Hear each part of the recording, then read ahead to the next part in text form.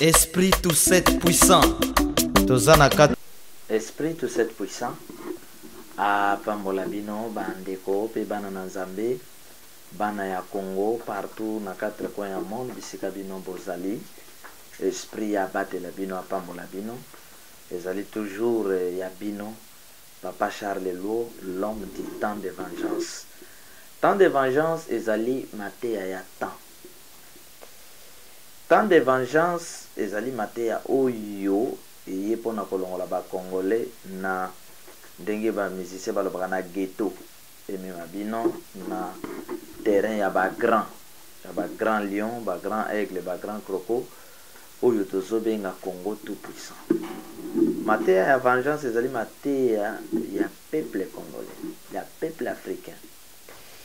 Mateya ya vengeance ezali mateya ya troisième temps, continuité ya loi pe ya grâce nde mateya ya vengeance.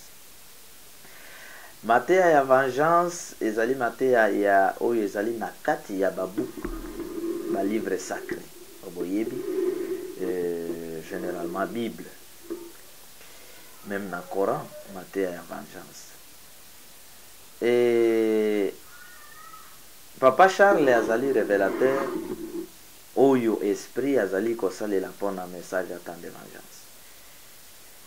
Bandeko na message ya temps de vengeance nde kuna esika tolobaka ya kolia ezanga me ya koloba ezanga te ya kolia ezanga na temps oyo mokili edesidaki eboma bato nzala me ya koloba ezanga te. Il faut toloba to travailler durement pour que lobi tokoma kolia ya kolia ezanga te na message ya temps de vengeance. Na message ya temps de vengeance nde esprit apesi biso mibeko no tangue l'exemple à mibeko ko na émission na osala kana expliquer mibeko d'ailleurs na expliquer yango par exemple na temps de vengeance tolobaka soki okokisi te tinda ya Nzambe na se na moi okokisi yango te nde grand péché na yo na temps ya biso parce que esprit atinda moto na moto pour accomplir sa mission sur la terre akokisa mosala na ye sur la terre. Alors soki oye na mabele ya Nzambe okokisi te etinda ya Nzambe osaleli Nzambe te osaleli autrement osopose na ye, voilà le grand péché. Il faut okokisi etinda ya Nzambe. Tozana mobeko moko monene o nazoloba ngo mikolo oyo ke légitime défense bokoyoka ngo meme na kati ya album oyo Papa Charles azosala. Papa Charles aza na kati ya studio azana kosala album wana si tout va bien à cause la na 7 chansons ou 6 mais plus ou moins cause la 7 chansons et na kati album wana titre nango ezali vengeance entre parenthèses légitime défense motokoti nave nde album wana motokoti nave donc vengeance sur vengeance na kati album wana ezali message. Donc bana na Nzambe album wana ezali pona peuple congolais, le peuple africain. Biso bato nyokwami, biso bato tozana pasi. Les albums moko ezali ko pousser ba congolais na kolongwa na pasi pe tozopesa nzela pona ko yebisa ba artiste nyonso ezala profane ezala ba artiste oyo tobengaka ba chrétien topesa bango bayebi na bango koyemba. Mais tozopesa bango ka discipline ya koyemba pona Nzambe pe mboka na bango parce que musique ebondelaka mboka mais bomonaki bino moko ke moma moko musique ekomeka koyembela moto moko boye musique ebangaka bato moko boye. Alors esprit azongisi na nzela na biso ata toyebi na biso musique te ba discipline ya musique mais pourvu que kaka topesa bino idée que tala musicien faut yemba pona kotombola mboka na yo Nzambe na yo peuple na yo culture na yo faut kotombola yango nde toye na album wana titre nango ezali vengeance légitime défense. Donc eza album moko ekopesa ba congolais mayele pe ekopesa vraiment bana na Nzambe pe peuple africain mayele. Alors lelo Papa Charles Luo ezali explicateur ya révélation na bolingo ya esprit, tu expliquaka révélation, c'est-à-dire ma message ya molimo oyo eyaka na nzela ya basine songe vision, ba message ya tu expliquaka balangage ya baroi, tu expliquaka badiscours, moto apesi discours odécortique yango mpona koexplike makambo nini ebomba mimi na kati. Voilà, tu expliquaka yango nyonso, tu expliquaka ndenge esengeli balivre sacré, langage ya bagrand po bocomprendre bokɔta na monde mosusu. Alors tozali ba oyo toye na grande vision que nous appelons vision ya Congo tout puissant. Alors lelo na sali tranche moko na kati ya ainsi dit l'esprit télévision. Voilà ndenge nautaki koyebisa bino que lelo na korépondre na mituna ya bandeko ebele bazokomela biso ba SMS mpona kotuna mituna na bango epai ya Papa Charles. De même mpe ndeko yo ozolanda biso, si tu as des questions à poser sur les plans spirituels, politiques, sur tous les plans, otuna mituna tokorépondre yo baquestion spirituelle otuna tokoyeba na korépondre yo parce que biso toye na lutte mosusu te. Congo tout puissant, de bolinga te Congo tout puissant, bobeta te Congo tout puissant, boboma te Congo tout puissant. Esprit asi a confirmé a commis sa Congo tout puissant. Mais pour et comment il faut boyokela batinda minaye boyokela biso toye na liti ya monene pour que tout longola ba prière mosusu to bando sa église. Seigneur nzala pesanga mbongo musala to bundeli mboka mbala moko musala ekoti biso foto mema Congo na niveau ba congolais tout fo ba koma ba patron to pesa Congo image mosusu ba discipline mosusu. Alors so botali lelo déjà na kati ya Congo posa na biso eza déjà na kati ya accomplissement ya Congo tout puissant. Message à temps de vengeance to bandi yango puissamment depuis 2014 na bandaki na 2004, ainsi dit l'Éternel. Wana na chaîne ya ndeko Roger Lombala, ainsi dit l'Éternel. Qu'on ait frappe na frappe, ainsi dit l'Éternel. Na bando kende yango, ainsi dit l'Éternel. Na angle ya grâce, mais na sortie ya vengeance. Santo comme 2014, esprit ya lobby mena kota ainsi dit l'esprit. Éternel kaka mena aza esprit. Il y a un bouton, il y a esprit. Alors, pan, révélation, vengeance, et qui dit. De bon monde, bande côté, lelo, bitombande, yango, tozo, bunda, na kati ya mabele ya Congo. Particularité ya Papa Charles, abunda ka bitumba na kati ya mboka Congo. Nde wana particularité ya Papa Charles. Particularité ya Papa Charles, alobaka, oyo bamisoso balobaka te. Nde eloko bokokanisa ka Papa Charles. Obana na biso bakoyaka bazoya so ba yoki kaka voix ya prophète majeur maître à temps de vengeance et pesimango puissance force ya ko protéger mboka parce que biso toko tika ba discipline nyonso na kati ya mboka Congo toko lakisa bokonja Congo ndenge nini okotambola ba discipline nini bokonja kotambola armée kotambola la police ekotambola. Alors mboka moko te kolonga kabiso. C'est pourquoi nous avons déjà conseil dans les pays voisins pour se retirer déjà. Bino ba obazo utiliser pour nous connaître les Congolais. Brazza, Rwanda, Ouganda, Tanzanie, Gabon, tous ces pays voisins aujourd'hui vous jouez un rôle de menacer les Congolais. Boye bakle.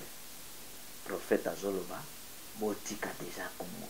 Comme menacer Congo, boluka réconciliation. Ce qui était par la voix de l'esprit, la prophétisé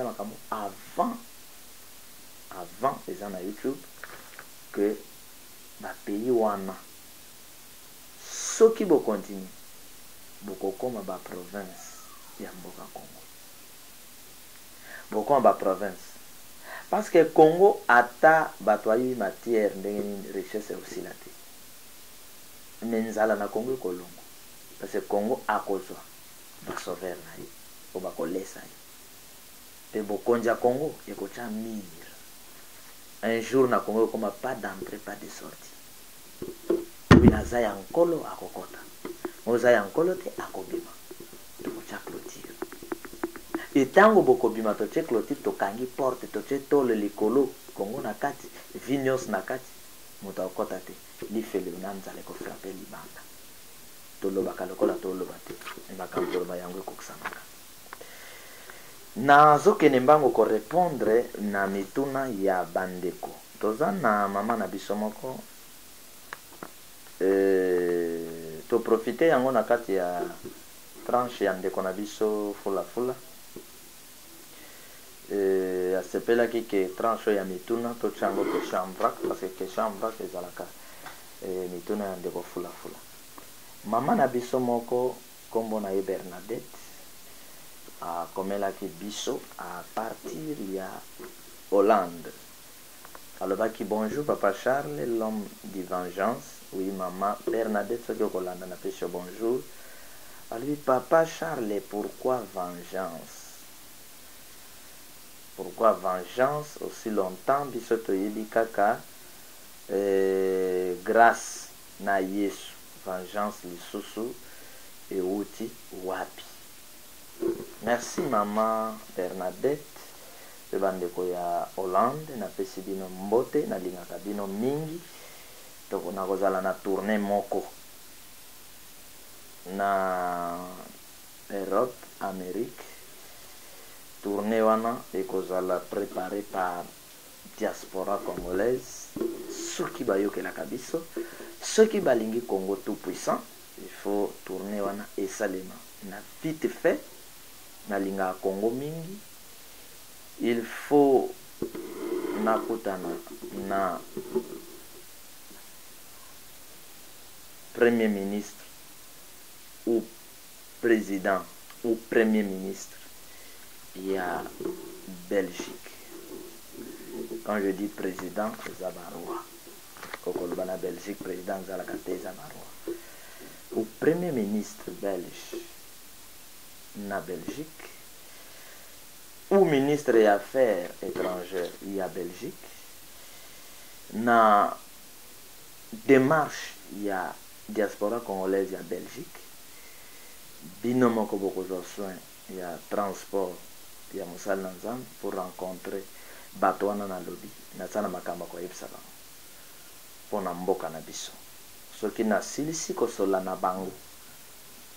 Bayoki na tambiso tokozo. Ya kosala makambo oyo bayipsinga na ipsa bango. Soki bayoki babiki. Soki bayoki te na pesi mokongo. Moto biso to solola kinayi. Autant de jours nga na koloba pona kopesa moto wana otikala kokufa. Nde lembo wana ekoningisa Belgique. Alors ba congolais tokokene na bango kokutana na responsable wana ya ba Belge bakozala ba témoin ya makambo oyo.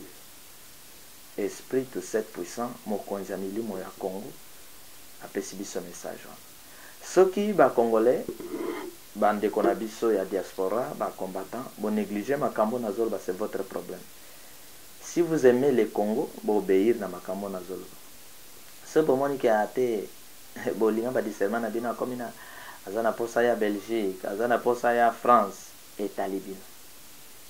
Na linga Congo koleka bitumbananga na zobondango na mboka Congo.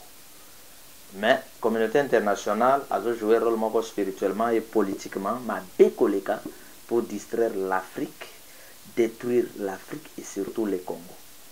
Alors il faut na salilo komoko selon recommandation ya molimo.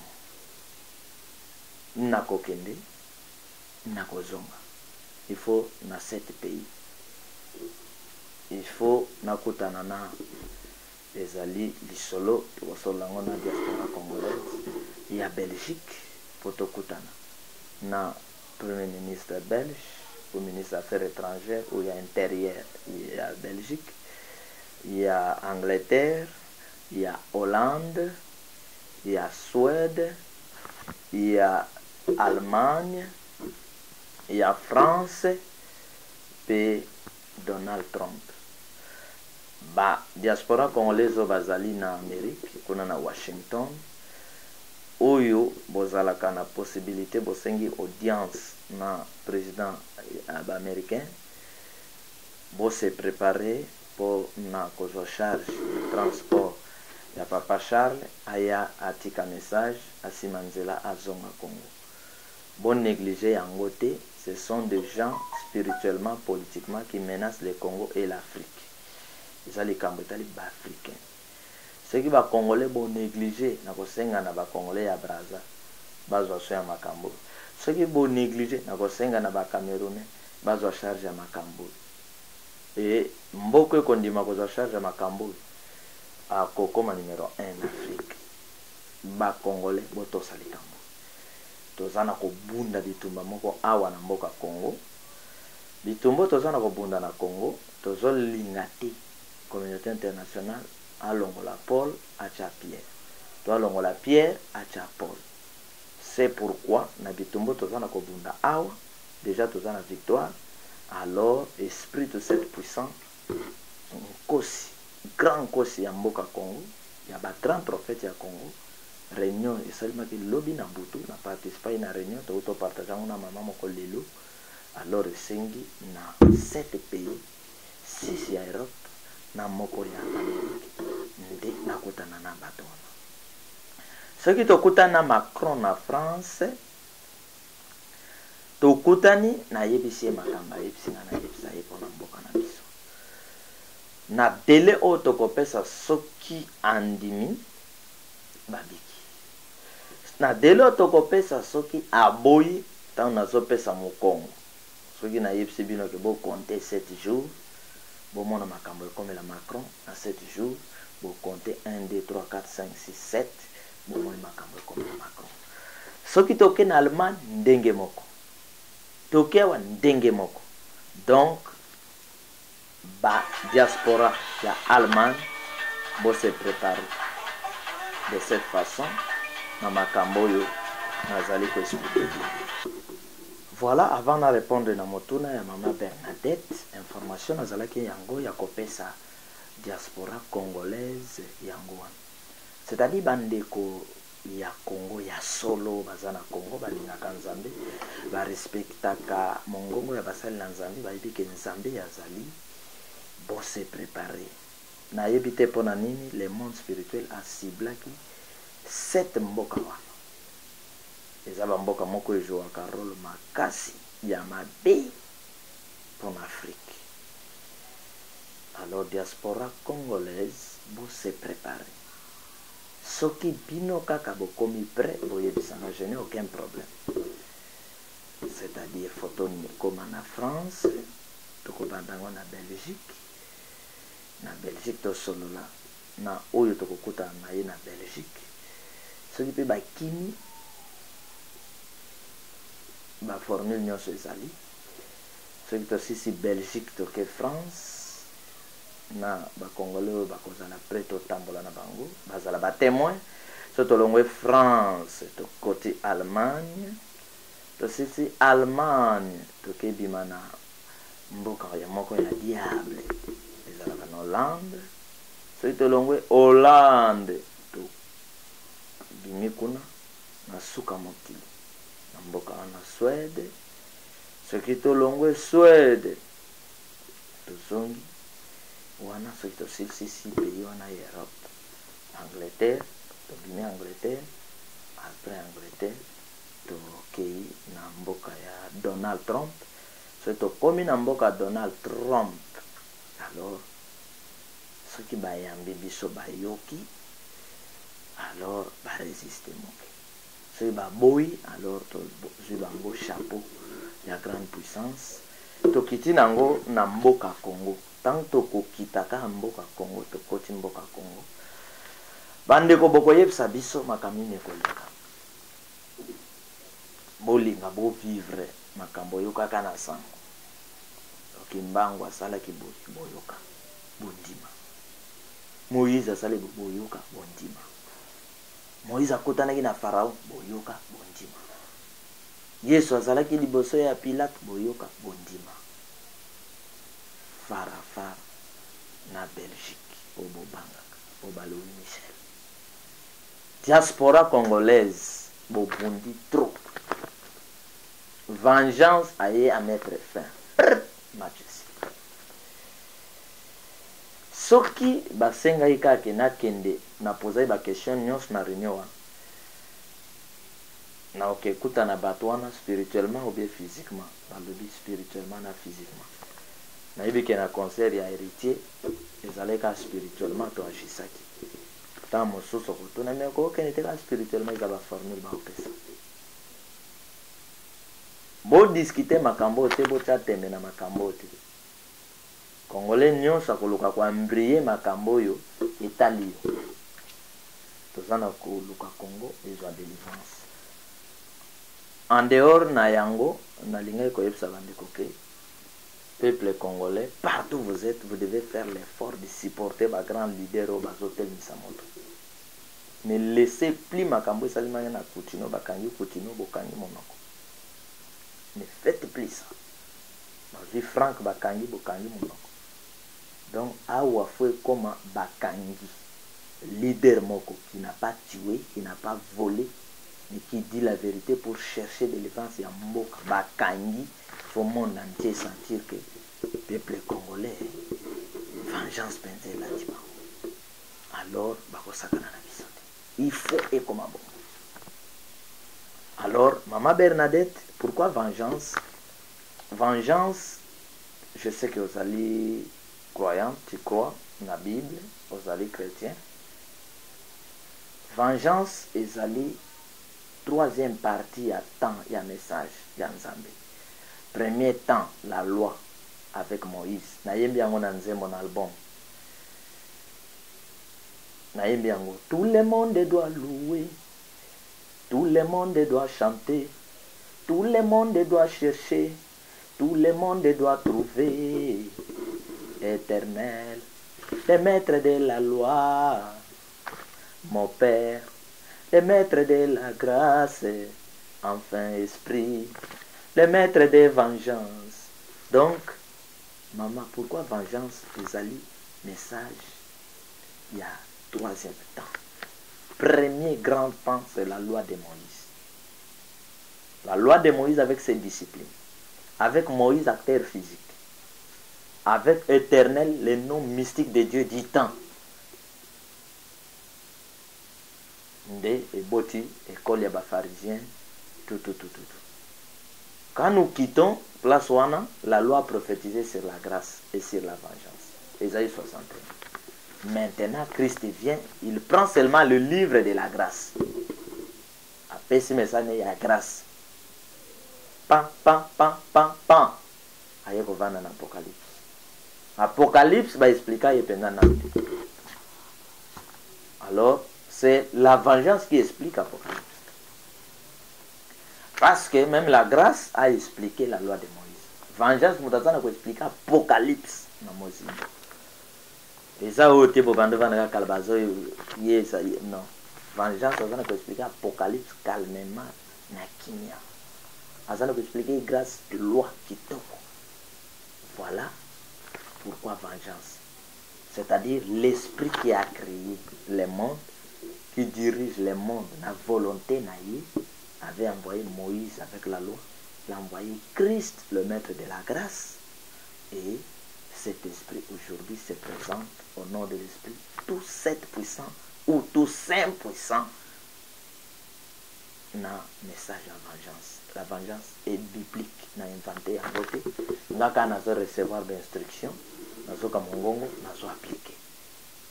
Voilà maman Bernadette, où il y a sur la vengeance. Et Monsieur Victor Ngongo, Papa Victor Ngongo, à partir d'Italie, à Lebi. Hier, c'était Mosengo. Aujourd'hui, c'est Ecofo. Que dites-vous, Papa Jean? Ah oui. Effectivement, hier, c'était Mosengo. Aujourd'hui, Ecofo. Je pourrais tout simplement dire, Papa Victor, que mon souci vient de s'accomplir. Souci nanga yekokisami Papa Victor. Pour ça, motema nanga yekokisami Papa Victor. Ce que veut et voulait l'Esprit de cette puissant, yango ezana ko atteindre objectif, il y a vengeance ezana ko kokisama. Parce que nous avions prophétisé depuis longtemps que les pasteurs, les prêtres catholiques, faut bâtir le message à temps de vengeance.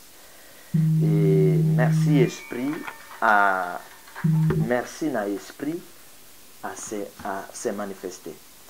Nous avions prophétisé en 2017 que l'Esprit touchera n'importe qui pour na kobunda bituma ya Congo.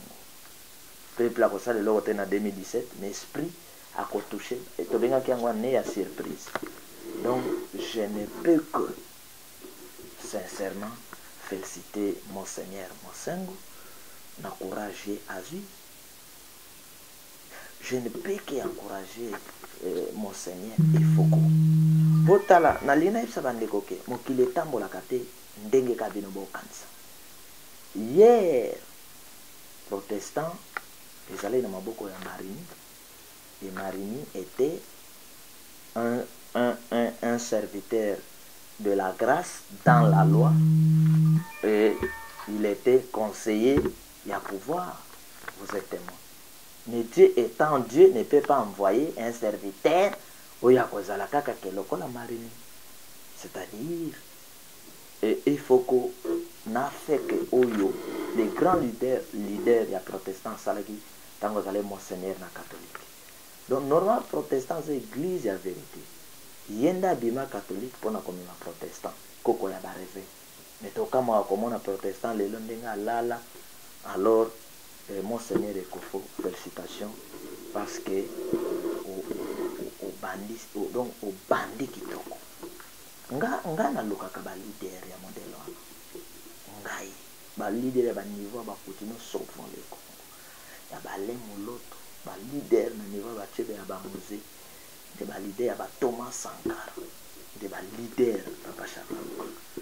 Parce que nga moko nazali grand responsable ya bata molimo. Donc souci nanga ko oyo nazalaki nango vraiment non ça fait du bien.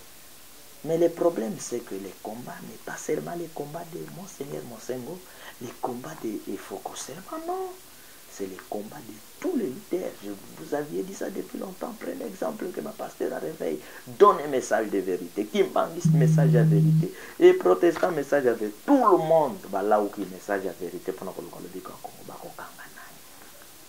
un, deux, peuple congolais. Botika que mokili emeka kosimba Mosengo to Ekofo to Papa Charles to qui que ce soit. Ce qui basimbi moko, vous devez agir. Vous devez agir. Ce qui basimbi congolais moko. En tout cas, non. Ne va bonda kandengwa. Parce que ce que Mosengo cherche, il faut qu'on cherche, Papa Charles cherche, les alliés pour tous les Congolais, même pour ceux qui sont au pouvoir. Nous ne cherchons pas la délivrance du Congo pour nuire ceux qui sont au pouvoir. Les hommes, quand c'est à Bango, au pouvoir, qui pensent que ce qui les loge, je ne suis plus ministre, je ne suis pas chef du Parlement, sort Nangé Kozalani. Non, nous cherchons la délivrance du Congo. Alors il serait mieux de se repentir bien avant pour que le Congo tout puissant Ozalani Sika. Voilà, Papa Victor, ce que moi, Papa Charles, vais te dire. Merci. Tozala mutuna ya Maman Odette. Maman Odette, à partir de France, alors dit félicitations dans tout ce que tu fais. Ton message vient de Dieu. Ton message vient de Dieu. Merci Maman Odette. Merci beaucoup, le message vient de Dieu. Ça c'est une vérité Maman Odette. Tu es inspiré. La question, qu'est-ce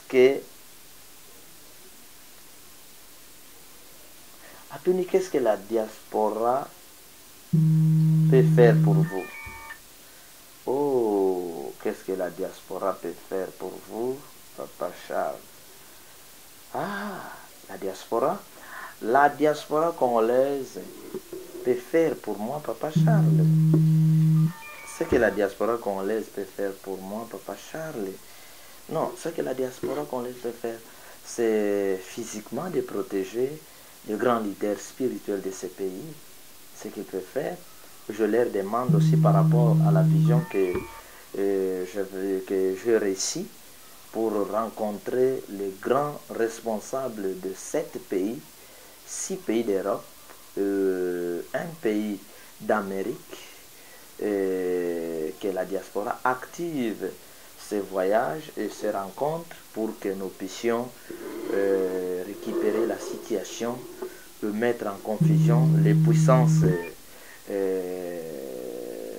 qui menacent les Congolais, qui met en confusion la vie du Congo et la vie des Africains. Voilà ce que je peux demander à la diaspora congolaise. Voilà, nous sommes là, nous luttons pour le Congo, alors que la diaspora congolaise va la mobiliser, va prendre soin, va soutenir puissamment ce que nous faisons, parce que nous devons aller dans le Congo tout puissant. Congo tout puissant. Donc, voilà ce que je peux demander pour la diaspora congolaise, Maman Odette. Et Monsieur Charles à Berlin, et mon Komaki à Berlin, alors du courage, Papa Charles, merci. Peux-tu nous assurer que tu sers Dieu sans autre chose pour que nous puissions nous adhérer sans crainte? Oh, Monsieur Charles, je suis Papa Charles, tu es Charles. À partir de Berlin, c'est l'Allemagne. Je pense que je suis témoin de mon cœur, témoin de ce que je fais. Je sers l'Esprit vivant, tout cet puissant, le Saint-Esprit, en esprit et en vérité. Je jure, Nasangi Sakaye, Nanguya Mosusute. Tout ce que je vous donne, je les reçois na mokili molimo ya Nzambe.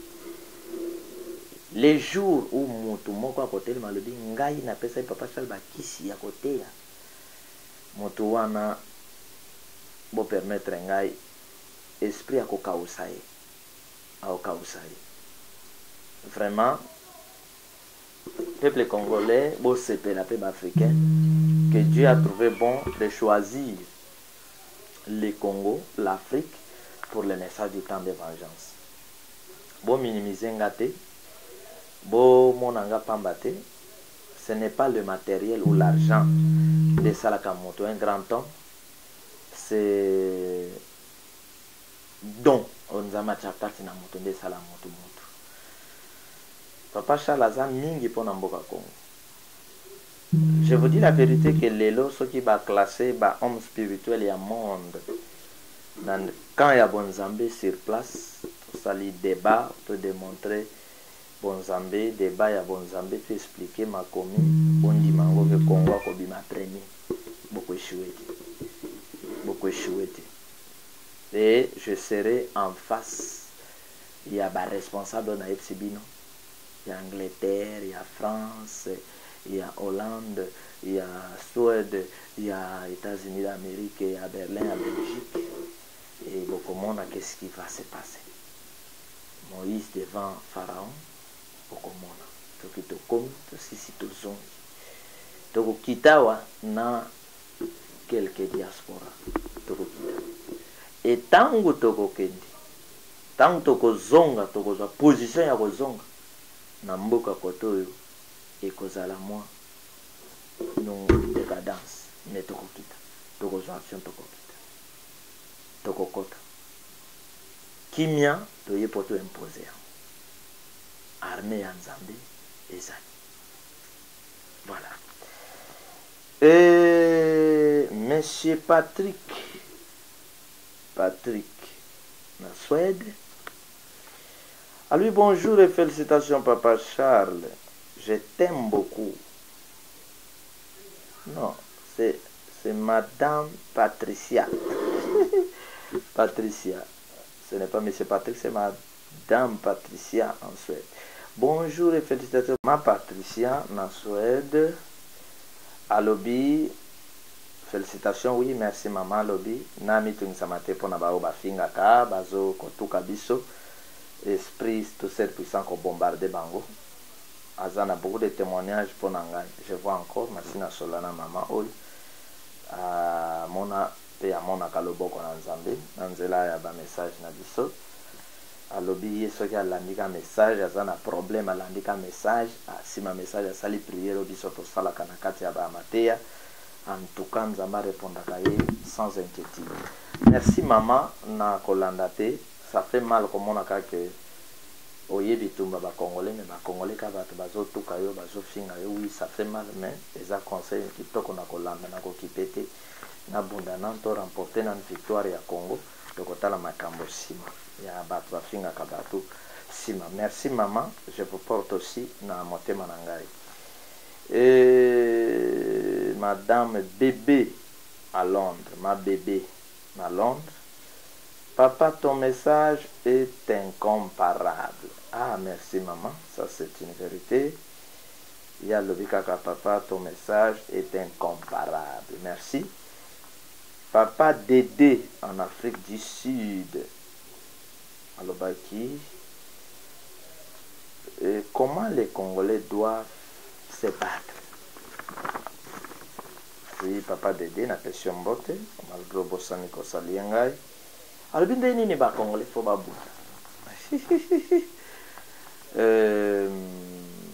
ba Congolais et les enfants de Dieu doivent retenir une chose très capitale et très importante. Il faut voir ba comment Nzamba fonctionne. J'ai dit ça même dans une ligne de mes prédications que David était serviteur de Dieu, mais lorsqu'il est allé devant Goliath, il était muni d'une lance-pierre et des paroles sacrées, c'est-à-dire spirituelles et physiques. Il a remporté la victoire devant Goliath. C'est comme ça que les enfants de Dieu et les Congolais doivent se battre. Il ne faut plus faire un combat que sur le plan spirituel, non. Il faut mélanger le spirituel et le physique pour vous défendre. Sinon, vous risquez aussi là, vous non. Vous devez vous préparer en conséquence pour remporter la victoire. C'est ça la vengeance. Grâce à l'Oba qui fait béton à gauche, béton à droite, quand le finit avec la grâce, maintenant c'est la vengeance. Ceux qui béton à gauche, ils ont position à droite, ils sont de côté à droite. Ceux qui ont passé ennemi par yoga pas ah on a mon bal, qu'on a moyen qu'on s'accorde les choses que donc voilà un peu, cette décision est une bonne chose parce que quand les gens viennent pour vous tuer, vous yoga pas prévenir. Ce que vous récupérer mon kat na bango. Qui m'a rappelé pour yoga passer. Alors quand on te voit pour boma, il faut sentir que pas ce que yoga yi pe akoyo kango. Alors ceux qui m'ont attaqué Zali, je pense que ça va bien. Et que ça va bien, que banga et que ça va. Donc, les Congolais faut ba bunda na système à banzoi. Banzoi ba bunda kane kiri. Donc, ba ye, posani, oui, moka ko ilumi, bala ko ilumi, sat, donc ba suis yo.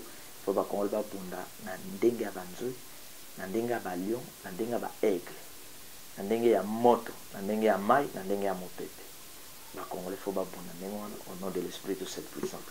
Ceux qui vont négliger le message attend de vengeance, c'est votre problème. Nambo Kanyon Sezalana passe, Dieu suscite un prophète 4 nabango, un sauveur 4 nabango. Si les Congolais vous pensez votre sauveur, à Kouta na Israël, vous vous trompez. Si vous pensez votre sauveur à Kouta na Belgique, vous vous trompez. Nous avons lu le livre sacré de gauche à droite, Totangi, Tojimaël. L'esprit est venu dire à Sisitaka Basal, Batamaka 4 nabiso. Nous allons souffrir là. Est-ce que Israël, vous semblez la Nzambe ya Israël, bon moi va juif va yo côté la bino pour vous sembler Nzambe na bango monde et ça n'a dingue temps. Cet esprit là que nous servons qui était en Israël est aussi ici avec nous. Mais c'est à nous la kobunda de tomba.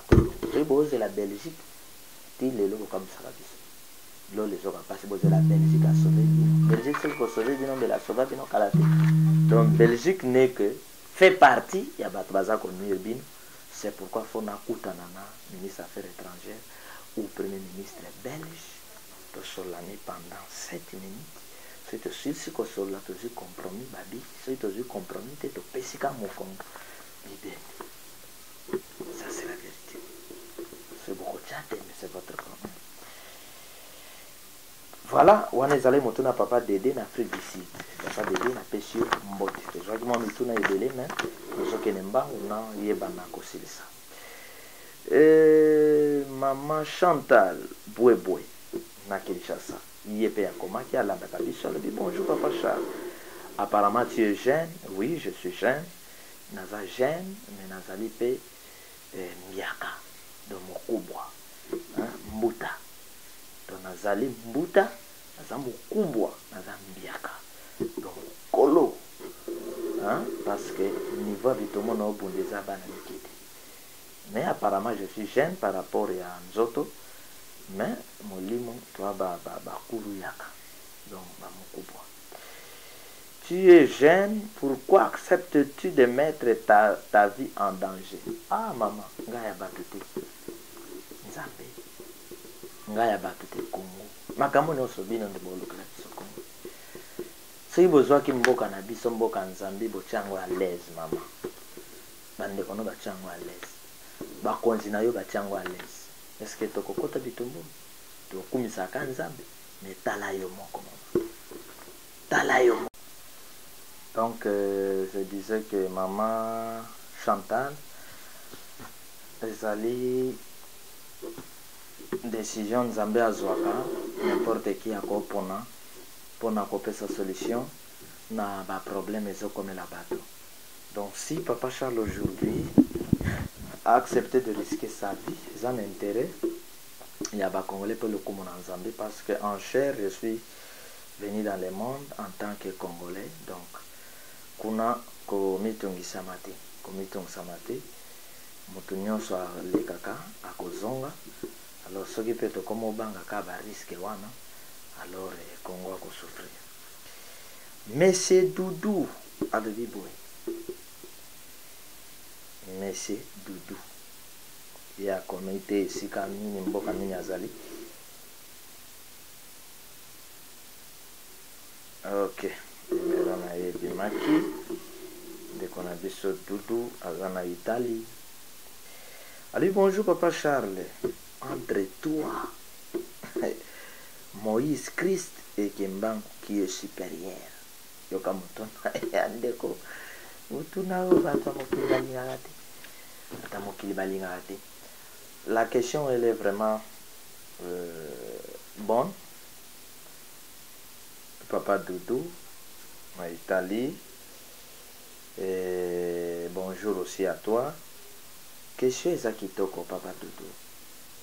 Mais bato bako comprendre réponse na kopesa ezali bato bazali maître bato oyo bazali esprit supérieur ya Nzambe. Papa Doudou entre les prophètes réellement na simplicité ya ba parole ya Christ moto aleki moninga azalaka te. Mais ezalaka discipline ya respect ya hiérarchie ya arrivé ya ba prophète. Quand Moïse vient avant Christ, Moïse se présente comme un père avant Christ. Christ est présent comme fils. Yango moni, fils baobenge mwana rejeté en David. Et il n'y a pas vraiment débat na katiwana. Tous ont pris corps par la puissance de l'Esprit créateur. Le même Dieu qui se manifeste lokola Binzo akomi liki akomi papillon, soso akomi liki akomi soso. C'est lui qui décide na monene ya bonzambe na de prendre le corps de Moïse. Donc tant que Christ est Dieu, Moïse aussi était Dieu. Tout grand prophète majeur est Dieu lui-même qui prend corps.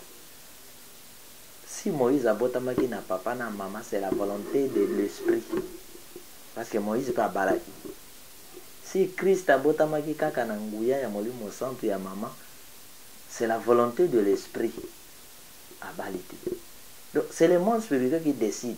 Les gens pensent que pour être un grand prophète, il faut balakité. Or, si Christ était à notre temps, à balité, c'est bolingo finga ye abalaka te aza na bakisi asalaka boye bolingo finga ye. Ou à notre temps Christ aye oh je suis grand prophète ngande batindi na bikisa bino abali a divorcé mais bokoyoka ye. C'est-à-dire vous avez vos façons de voir les choses. Chez les prophètes il n'y a pas de débat comme ba débat pour zaman lo Christ azali amindele kimbango bato mwindo non. Les prophètes bayaka na mission moko kobikisa milimo. Il n'y a pas vraiment bitumba kuna na kati. Moïse est venu avec la loi, ezalai blague te. Christ vient avec la grâce, ezalai blague te. L'homme de vengeance a quitté le lot na vengeance na tamine bino moko batemo. Bino moko batemo. Donc entre Moïse, Papa Charles, Kimbangu, Christ qui est supérieur à l'autre, c'est le Créateur qui est supérieur à l'autre, c'est le Père qui est supérieur à tous, c'est l'Éternel qui est supérieur à tous, c'est l'Esprit tout seul puissant qui est supérieur à tous. Voilà Papa Doudou. Maman Jackie Kinga, oui Maman Jackie, à Bruxelles. Bonjour Papa Charles, j'aime les messages de Papa Charles. Merci maman. Peux-tu me dire d'où tires-tu tes messages et dans quel livre?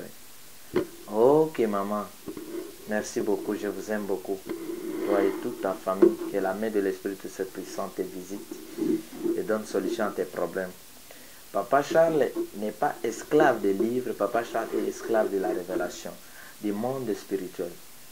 Tous les grands prophètes qui sont venus dans le monde, n'ont pas été esclaves des livres, mais esclaves de révélation. Moïse était esclave de la révélation, esclave de l'Éternel. Christ était esclave de la révélation qui est la grâce, esclave du Père Tout-Puissant et esclave de l'Esprit Tout-Puissant. Mais les livres sacrés qui nous ont précédés, ils ont servir biso comme, moi j'appelle ça conseiller. Les livres qui viennent avant, n'a pas un conseiller. On ne peut pas jeter ça. Grâce à lui, il y a donc Christ ne pouvait pas négliger Moïse et Malobaba prophète. Non. Quand il a parlé des mercenaires, il parlait des pharisiens. Et nous ne pouvons pas venir faire comme Batomos Boyoka Bayo, ma Bible, qu'est-ce que la Bible a fait? La Bible a fait quoi? La Bible n'a rien fait. Les problèmes sont entre les hommes. Donc voilà. Souvent, moi je lis la Bible. Tozabano tokoli na catholique, tokoli na protestant, tonye kokola na réveil. Le livre na biso c'est la Bible. Mais au-delà de, c'est l'Esprit de cette puissance qui me révèle des choses cachées. Si na suivi na tangi, na comprendre ngote lokola yo. D'office nge esprit azoyeb sanga makam. Pour na sauver, bato bakangami na bo. Donc voilà de ce côté les livres que je conseille. Un autre Christian aussi m'a posé cette question. Quel livre que tu conseilles? Il s'agit de quel esprit que toi tu parles? Moi je dis Esprit Saint, tout c'est puissant. On lui dit attache-toi à cet esprit-là. On lui dit oui, je m'attache. Je m'attache. Ce n'est pas toi qui dois venir me dire de s'attacher à cet esprit que moi je connais, qui cause avec moi tous les jours. Il dit nous t'avons cherché pendant beaucoup de temps. On dit oui, cherchez-moi. Mais moi, je suis entre les mains de l'Esprit de cette puissance. Namapata, Namai. Il était très fâché là. Qu'est-ce que j'ai fait? Na salle. Papa André, na Suisse, à Levin. Bonjour, Papa Charles. Oui, bonjour, Papa André. Je vous aime beaucoup. Quelle prophétie peux-tu nous donner sur les plans internationaux que nous pouvons retenir? Ah, Seigneur. Prophétie n'a pas sabine sur le plan international. Ezali. Il y a Liboso. Le monde doit se diviser en deux. Nous aurons le monde de l'homme noir et le monde de l'homme blanc. Bah, noir va se diviser en deux. Partout, beaucoup de monde. Ils ont la puissance, net y a racisme, kozonga makasi. Ba noir va se diviser en deux. Ba noir va kenangamo na bango, mindele pe nangamo na bango. Alors, na bamboka o lokola ba Amérique, ils ont na mindele na bato mundu, ba noir ba se révolter ba osenga baza na président na bango même na États-Unis mouvement ko banda pe mingi kuna Europe tout ça baza na président na bango ba banque na bango administration na bango donc baza la bon mindele pe à cause de l'injustice ya monde pe à cause de la souffrance oyo l'Europe en complicité na ba konza Afrique bazo pesa ba africain alors les mondes spirituels ko décider et ko tinda besprit moko ko kota na kati ba noir révolte ko ya makasi au mondela ko ko maîtriser te faut bo retenir d'abord le quoi alors ko sala ke même mabala ko comment moto mwendo ko bala ka moto mwendo mondela bale mondele yo bituma on ko zala makasi alors bituma on tango ko mabongo alors boye ba ke l'homme noir ko za monopole parce que l'homme noir a na force makasi à travail à alors ce mondela za maïli il faut déjà le kana moment où il y a soigné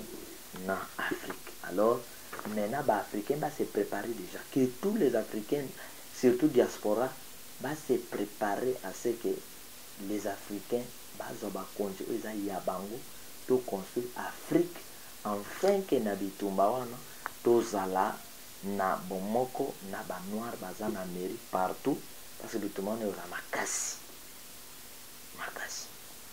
voilà prophétie na kwa pesa bina ya liboso ya mibale sango ya oni eko disparaître makasi na Afrique je disparaître en Afrique ici en plein ici oni azali na voie ya disparition ce qui vous comprendre oyo biso tozali na kosala encore un autre message prophétie mais tokopesa bino yango toujours sur le plan international.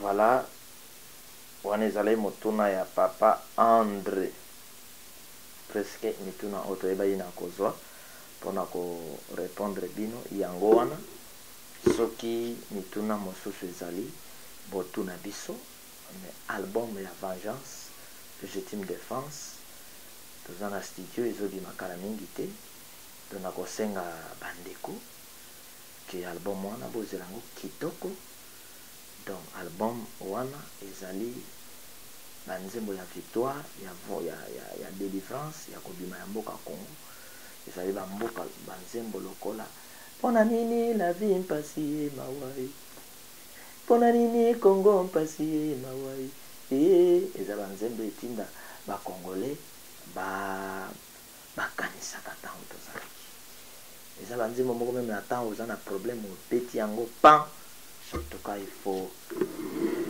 bacor ya kocentre spirituel bavisite yo il faut vengeance évangile voilà bandeko ezalaki mituna ya bandeko otinda mituna na bino papa chala korépondre bino oza na ndoto na yo benga oza na besoin prière benga na suka mpona silisa na kokai koloba ke vengeance aza na badiscipline na ye à suivre mpona élévation ya Congo bo respecter message ya vengeance eza message fraîche euti na source nzambe andimi apona Congo pe Afrique mpona message ya temps de vengeance les messages de Dieu na monde ezoutaka na Afrique bo comprendre kati nayebisaka bino ke même Israël wana bankolo message ya loi na bankolo message ya grâce ezaka biso alors tala nzambe atonda vérité bazipaki vérité babomba mondele lelo alobi te so bino nde mindele kasi bobimisa message ya vengeance bakoki te azwika message azongisi yango epa na biso alors tolingana tosimbana tosungana pour que totombola message ya temps de vengeance tika mopepe ya vengeance esimba balider spirituel nyonso mpe elata peuple congolais. Voilà encore une bonne chose. Ezali na, je crois boyoka ki téléphone ebandaki kosonner, je voulais oublier.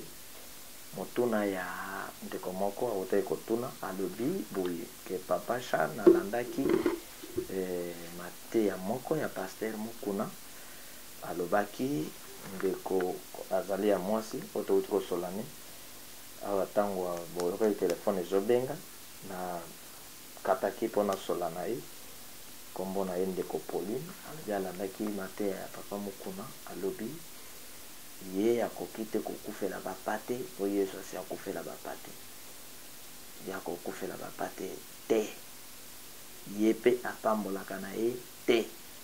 De yango atunaki papa Charles na point wana olobi nini, alobi alandaki master ayebukaki mpe ayebisingaki baza na kokabola yango deja na ba WhatsApp, naloba ya tindelanga nayoka yango mpe alobi pasteur aevokaki ke place oyo makomi elobi se bapersécuté bino bokima. Alors nga na kolobaka boye ke chaque chose a son temps. Pasteur Mokuna a déjà fait son travail pour na réveil assis à sala yango mission ici là. Je sais qu'il est difficile de dire ça que mission ici là bakondima yango te, mais assis à sala mosala na ya marka tana ye awa bazaka kana kolanda nde baloba kir ya mafuta. Mais sinon la vérité est que botanga Jean 3,16 na 1 Jean 3,16, botanga Jérémie 23, botanga Jean 10. Les bons bergers, c'est celui qui donne sa vie pour ses brebis. Le kola babiso, le kola ba karina mosengo ba comprendre, ba papa et foko ba yina moto, donc vengeance, les bons bergers. Hein? Le kola bandeko Poutino, sauvons les Congo. Donc il a poboka nsaka Poutino hernios, donc ataza na mabene faut ezala et disparaître, sauvons les Congo. Bandeko alemo l'autre. Donc lito biso to sala, si vraiment boye ko joli sous ma somo na mokilo ke tala papa Charles, place boya silika ki vraiment to kama bino, vous devez oublier. Vous devez oublier parce que to ça lito moko oyo que l'amour couvre une multitude de péchés. Mamuse basala mabene lelo mabene ay tozo kundango parce que a démontré na minute ya suka que il a aimé. Vous comprenez ça? Vous devez protéger des leaders. Donc papa Mokuna, félicitations à mosala bango basala mais hasard clair Nathan oya yebisi bino très clair bandimi ke ya ko sauver bino te. Nalanda mokolo mo azote ya lobby prière et s'il me bokene nante basala nzamfo ba pambola bino. Mais bolandi ke alobi les soucis ya pambola kana ete. Dieu est dans l'homme de Dieu. C'est l'homme de Dieu qui bénit au nom de Dieu. Au soki ya pambola kate. Siko bandimbo salani motalobi clair. Ako kufela bino te. Motalobi clair. Bon, bozwa tozana ba pasteur ndengo na réveil. Mbongo na bino bazwaka. Offrande na bino bazwa. Et comité rite ba pharisien. Pasteur aza clair ako kufela bino te.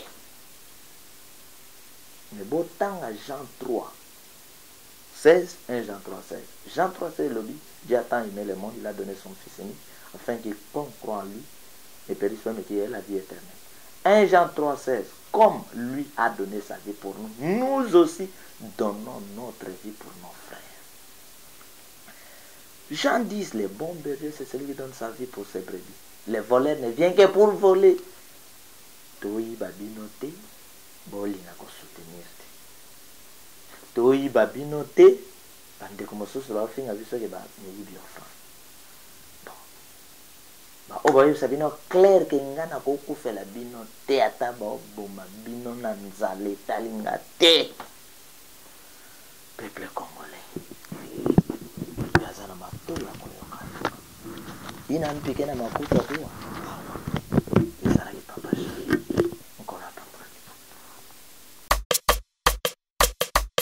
Esprit tout sept puissant, tozana kati ya champ magnétique ya délivrance.